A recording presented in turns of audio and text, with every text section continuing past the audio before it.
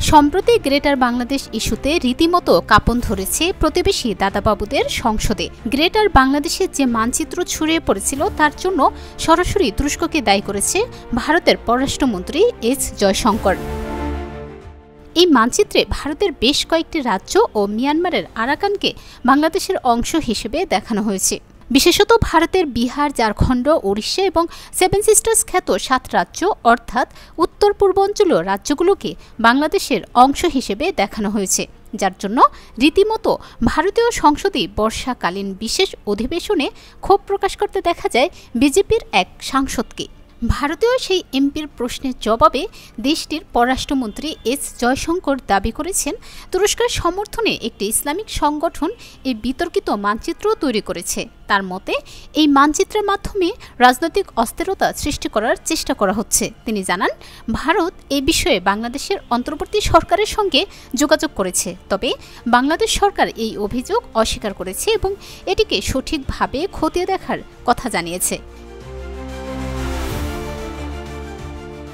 এদিকে ইতিমধ্যে বাংলাদেশের পক্ষ থেকে স্পষ্টভাবে জানানো হয়েছে যে সালতানাত ই বাংলা নামে কোনো সংগঠন বাংলাদেশে নেই।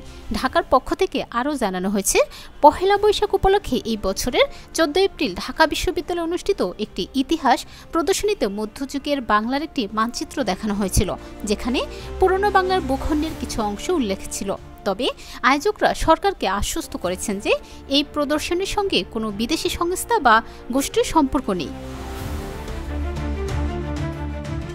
এদিন সংসদে এস জয়শঙ্কর আরও উল্লেখ করেন, ভারতের অভ্যন্তরীণ নিরাপত্তার বিষয়ে মোদী সরকার অত্যন্ত সতর্ক এবং মনোযোগী। তিনি বলেন, ভারত তার অভ্যন্তরীণ নিরাপত্তা নিশ্চিত করার জন্য সর্বোচ্চ গুরুত্ব দিচ্ছে এবং এ ব্যাপারে বাংলাদেশও সহানুভূতির সঙ্গে সহযোগিতা করছে।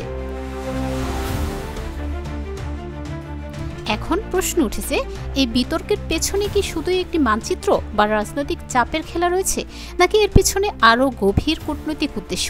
বিশ্লেষকদের মতে এটি একটি বড় কূটনৈতিক সংকেত হতে পারে, যেখানে দুই দেশের মধ্যে বিশ্বাসের জায়গা এবং ভবিষ্যৎ সম্পর্ক নিয়ে নতুন উদ্যোগ তৈরি হয়েছে। আর ফ্যাসিস্ট হাসিনা ভারতে পালিয়ে আশ্রয় নেওয়ার পর থেকে ভারত বাংলাদেশ উত্তপ্ত সম্পর্ককে আগ্নেয়গিরিতে রূপ দিতে উঠে পড়ে লেগেছে পতিত স্বৈরাচার হাসিনার নিষিদ্ধ দল আওয়ামী লীগ ও ছাত্রলীগের চেলা বাহিনী। এসব ওদেরই কারসাজি হতে পারে বলেই ধারণা করছেন বিশেষজ্ঞ মহল।